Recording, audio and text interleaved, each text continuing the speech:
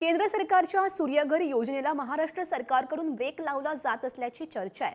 राज्य सरकारच्या नव्या नियमांनुसार गेल्या 12 महिन्यांच्या वीज वापराच्या सरासरी इतकीच सौर ऊर्जा निर्मिती योजनेला परवानगी दिली जाणार आहे। या नव्या अटीमुळे नागरिकांना योजनेचा लाभ घेण्यामध्ये अडथळे निर्माण होत आहेत आणि याबाबत ऑल इंडिया रिन्युएबल एनर्जी असोसिएशनने माहिती सुद्धा दिली आहे। त्यांच्याशीच बातचीत केली आमचे प्रतिनिधी शेखर पाटील यांनी।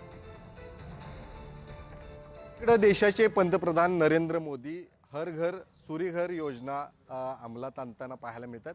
खूप वाईडली हा सगळा प्रचार जो आहे तो त्या ठिकाणी करताना दिसत आहेत। प्रत्येक घरामध्ये प्रत्येक घर जे आहे ते सक्षम या सगळ्या सोलरच्या एनर्जीच्या माध्यमातून व्हावा असं सगळ्यांचा हेतू त्या ठिकाणी आहे।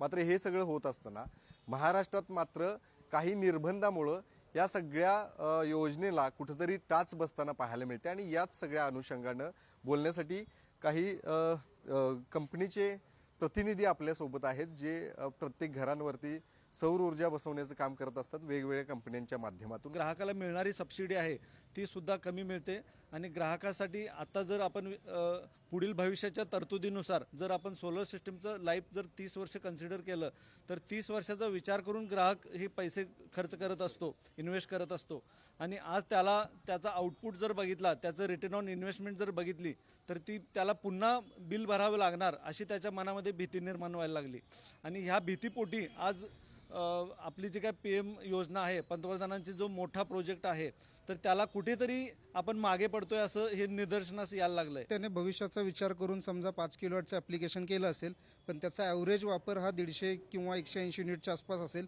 तर त्याला ऑटोमॅटिकली 1.5-2 किलोवॅट जे काही नियमात बसतं त्यामुळेच त्याला तेवढंच सँक्शन मिळतं। तर इकडे एका पोर्टलला किंवा PM सूर्यघर योजनेत आपण त्याला मागेल तेवढा भविष्याच्या दृष्टीनं प्लॅन द्यायचा विचार करतोय आणि आपला महाराष्ट्रात फक्त ह्या पोर्टलला कॅपिंग टाकलं जातं।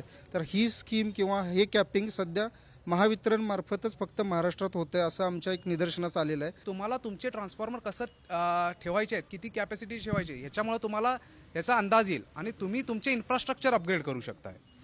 तर हा ज्यावेळी तुम्ही इन्फ्रास्ट्रक्चर अपग्रेड करणार त्यावेळी तुम्हाला ऑटोमॅटिकली माहीत पडणार की माझी ऑलरेडी इन्फ्रास्ट्रक्चर कमी पडत्या आणि हात लपवण्यासाठी आम्हाला असं वाटतोय की यांनी हा ऑटो सँक्शनचा लोड काढलेला आहे। कॅमेरामन ओंकार वळवडेसह शेखर पाटील, पुढारी न्यूज, कोल्हापूर।